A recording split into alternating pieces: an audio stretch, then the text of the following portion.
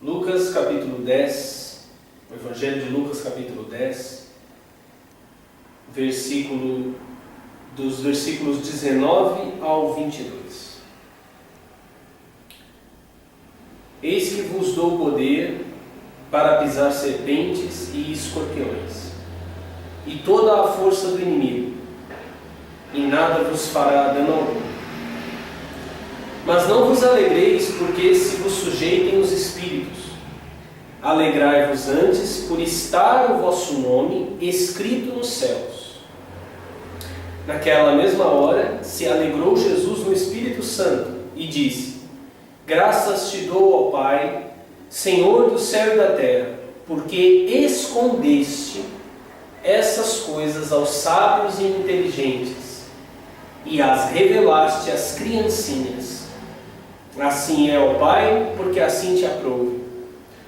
Tudo por meu Pai me foi entregue, e ninguém conhece quem é o Filho, senão o Pai, nem quem é o Pai, senão o Filho, e aquele a quem o Filho o quiser revelar.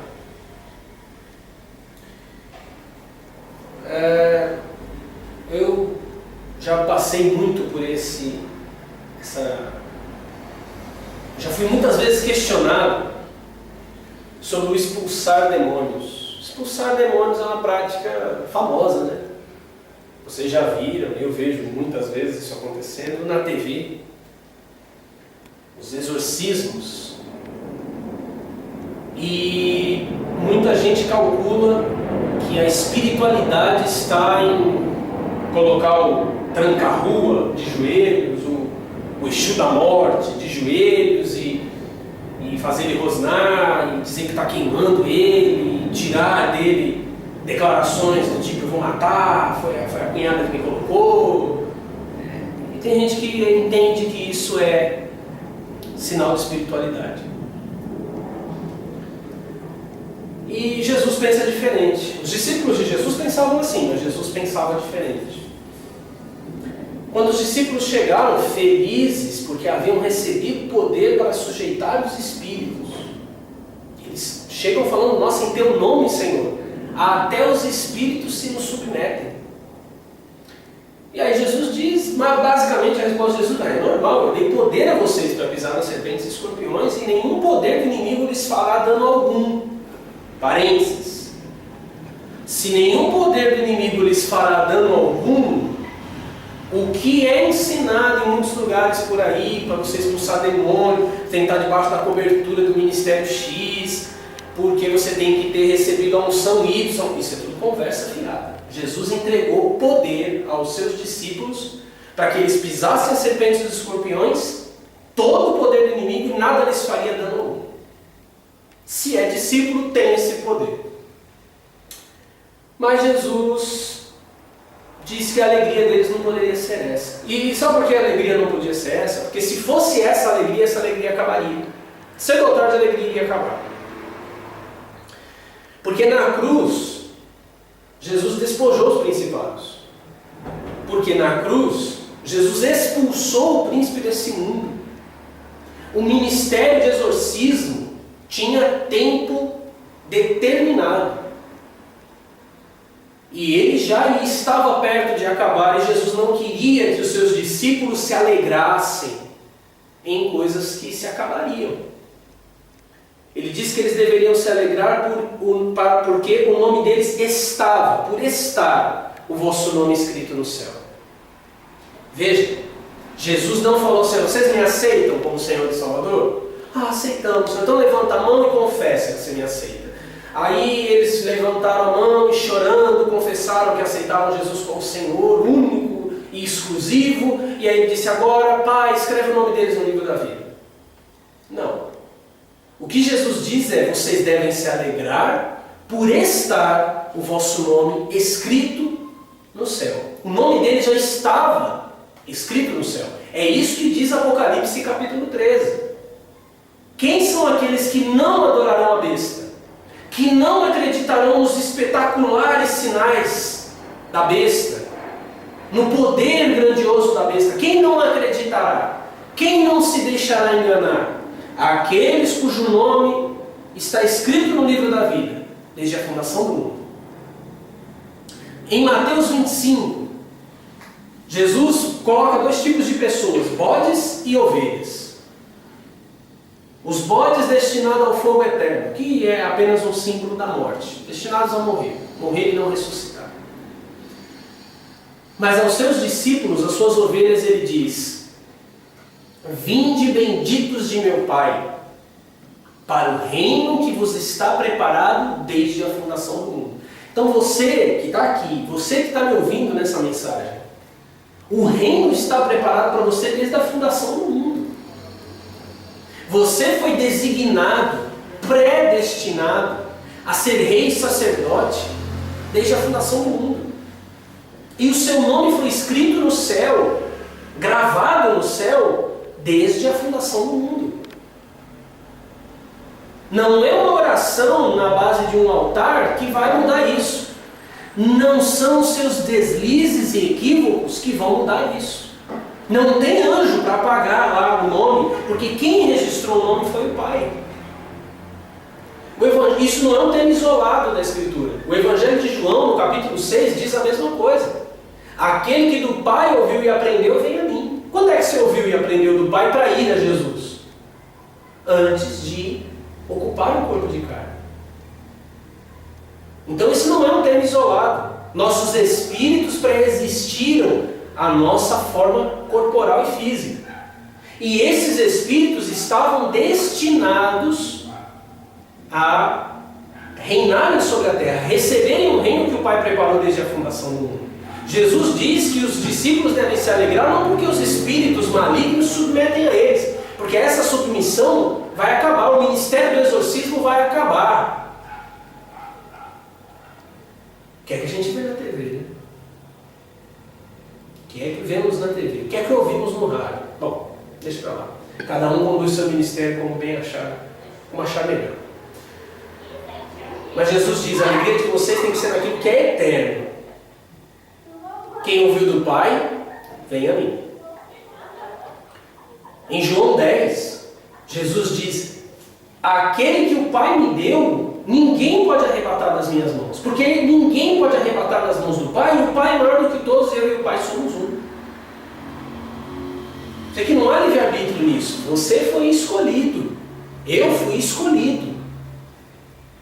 Você foi destinado a ouvir o Evangelho que um dia você ouviu do Pai e obedecer. É por isso que também no Evangelho de João Jesus diz, a doutrina que eu ensino não é minha. Que doutrina Jesus vem ensinar? A doutrina do Pai. Aquela que teu espírito já aprendeu, aquela que teu espírito já ouviu.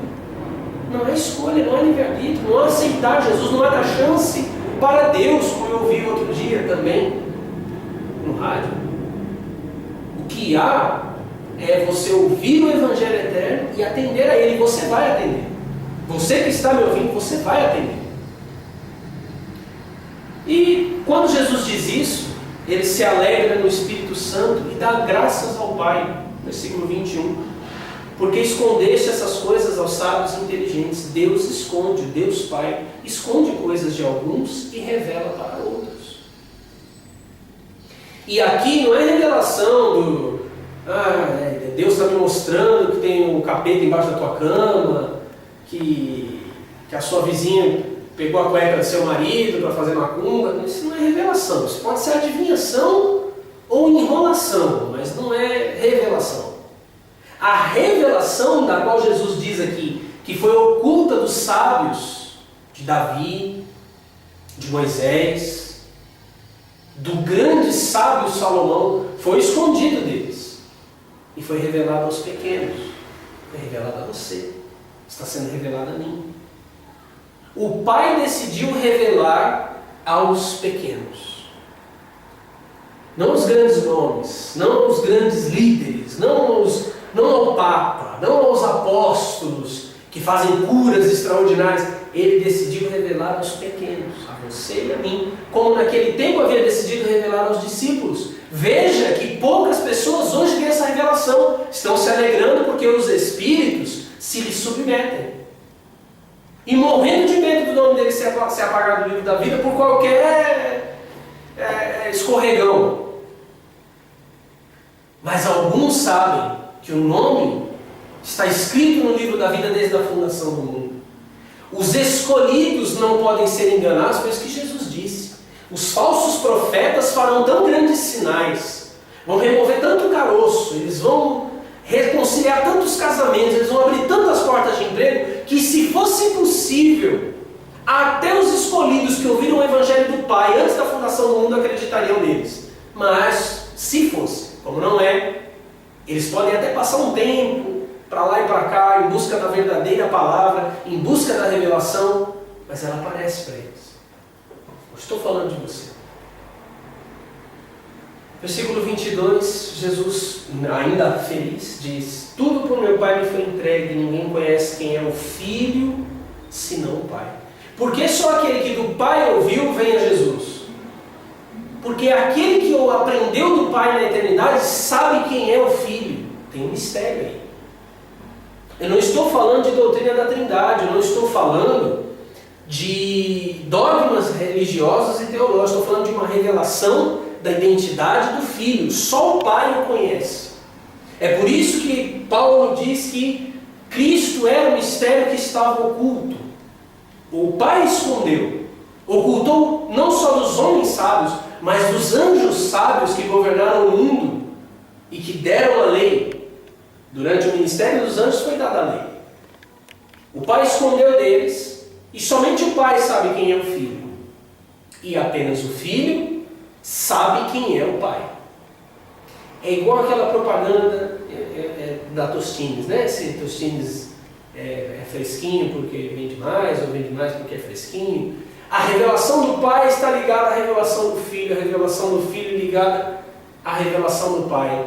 Só vai a Jesus, ir a Jesus não é ir para a igreja, não é virar crente. Ir a Jesus não é mudar sua forma de vestir e o cabelo. Ir a Jesus não é parar de dançar, nem de fazer ginástica ou de assistir Big Brother. Não é isso que é ir a Jesus. Ir a Jesus é receber essa revelação, é ser chamado, convocado. E só é chamado e convocado aquele que esteve no concílio do Pai, antes da fundação do mundo. Esse que vai a Jesus sabe quem Jesus é. Ele entende quem Jesus é. Esse é o tema do nosso ministério. É isso que nós temos revelado aqui. Quem Jesus é. Quem Ele é de verdade. E esse que recebe essa revelação também recebe do Pai. Vocês perceberam, né, que essa coisa de Pai quase não é falada nas igrejas. O Pai é revelado, e veja que assim como o Pai decide a quem revelar, o Filho também decide a quem Ele revelará o Pai, porque ninguém conhece o Pai senão o Filho e aquele a quem o Filho quiser revelar. Não depende de quem quer, não depende de quem corre, depende da vontade do Filho revelar o Pai. Se o Filho deseja revelar o Pai a você, você já começa a compreender as minhas palavras. E se começa a compreender minhas palavras, se é um predestinado, se é um ser espiritual, cujo nome esteve escrito no livro da vida, desde a fundação do mundo, tem uma gloriosa tarefa a cumprir. Tem um reino para tomar posse. Você que me ouve, que me assiste, se você está entendendo essas palavras, se você quer compreender melhor, se você quer que a sua mente seja esclarecida acerca deste mistério do Pai e do Filho, escreva para nós, Cidade da Graca, sem cedilha, cidadedagraca@gmail.com.